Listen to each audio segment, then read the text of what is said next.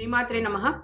Namaste everyone. Welcome back to Zesty Nimbu. This is Shrirekha. Today is the second day of Sharad Navratri, and on this day we worship goddess Brahmacharini. Brahmacharini is depicted holding Japamala in one hand and Kamandala in another hand. Before we see more about this goddess, let us see the shloka as performed by Shilpa Akka. You can follow her on the various social media handles. She is present on YouTube and Instagram. Let us see the shloka. I will tell you the meaning of the shloka after her performance.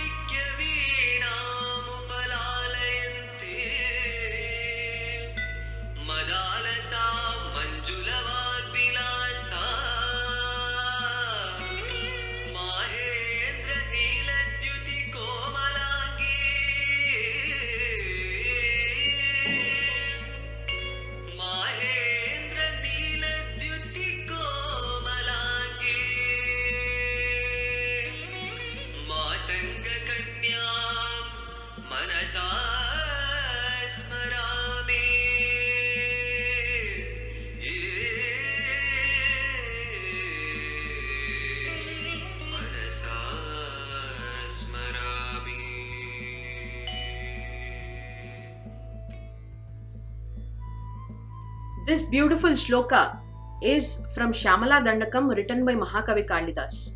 The meaning of this shloka is that I meditate on the daughter of Matanga who plays the veena made of precious gems, Manikya Veena, who is in a blissful state, Rasanubhuti, and who is blessed with very sweet words and who has a very beautiful body which shines like the blue sapphire or blue gem. This is the meaning of this beautiful shloka.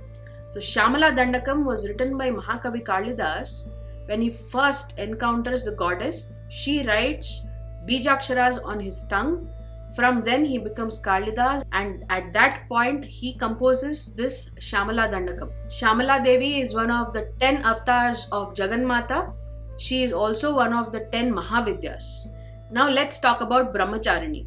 Brahmacharini is the goddess we worship on the second day of Sharad Navratri. She is the next roop of Shailaputri. Shailaputri, we saw in our previous video, is the daughter of Himavan, who is an Amsha of Adiparashakti and who is a small child. Now that child has grown up and become an adult, a Kanya, a Brahmacharini. So when we see Sri Saila Brahmarambika, the second day's Avatara, the Alankara of that Devi today is Brahmacharini. And as we go towards Vijayawada, Kanakadurga, we see that the Alankaram of that Devi today is Bala Tripura Sundari. So on this day, many people do Bala Puja or Kanya Puja, where they do puja for small kids, girl children. So today's Puranic story is also about Brahmacharini. We'll learn a little more about who Brahmacharini is. So as we have discussed in our previous video, Shailaputri is born to Himavan. So she grows up into Brahmacharini. At one point, Shiva is meditating in the Himalayas as well. So Himavan sends Parvati or Brahmacharini as an assistant to Shiva so that she can bring him flowers, fruits and everything for his tapasya. Basically, why the Adiparashakti Amsha is born is because there is a demon called Tarakasura who says that he can only be killed by a son born to Shiva and Parvati. But in one of our previous videos, we have seen Sati self-immolating herself and killing herself, after which Shiva becomes a Vairagi.